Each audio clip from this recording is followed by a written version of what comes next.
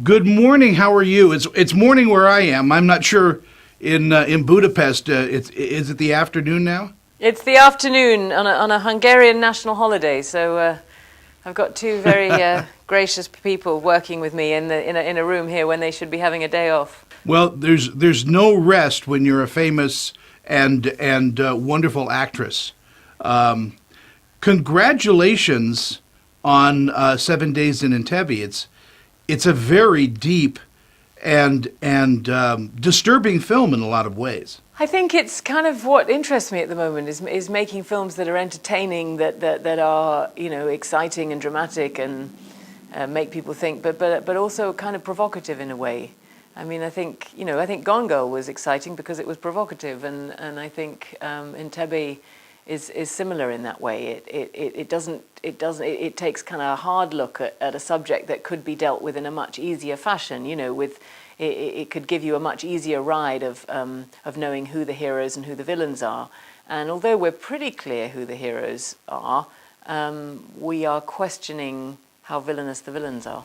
Yes, because of the politics involved with the hijackers. Yeah, I mean, the Palestinian hijackers are freedom fighters fighting for their land and fighting for what they see as the Israeli occupation of their country. And the young German terrorists are, anarchists who are trying to come to terms with their parents' generation's Nazi past and finding a way to fight any form of fascism and capitalism that they can, and in this case it is to show solidarity with the Palestinian cause. What they are too naive to realize is that in this instance, in hijacking a plane that is coming from Tel Aviv to Paris, there will be a lot of Israeli passengers on board, a lot of Jewish passengers, and they will once again be repeating history by being Germans holding Jews hostage, and it's that blinding naivety which kind of makes the film and the situation so shocking to us. Was there anything that you learned that you didn't know about this incident while you were filming? I mean everything. It's not an incident I knew anything about at all.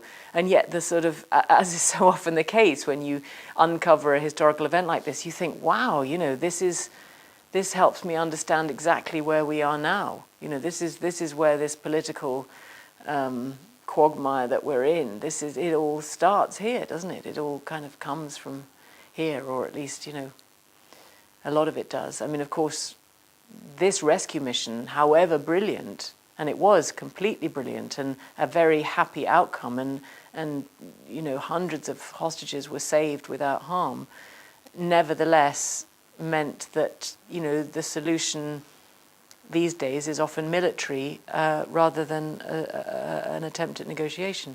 I know our time is very short. You have a brilliant cast in this. I was just blown away by how good everyone was. We have a really interesting cast. I mean, I'm really proud by the diversity in our cast. We have Palestinian actors, we have Israeli actors, we have French actors, we have Moroccan actors, we have... where else do we have actors from? But we have English actors.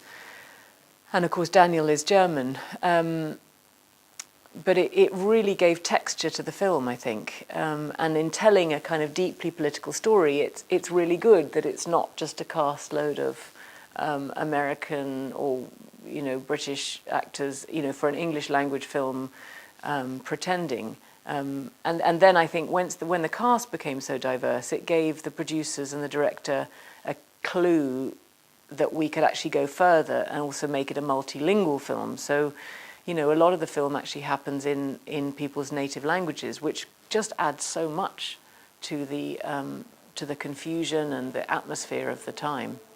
I actually speak German in it, which is kind of cool and amazing, but it's still a shock to me when I see these German words coming out of my mouth. Well, I really want to thank you for your time. I know you're busy out there in Hungary shooting, but thank you so much for being part of our show today. Thank you. Thanks very much.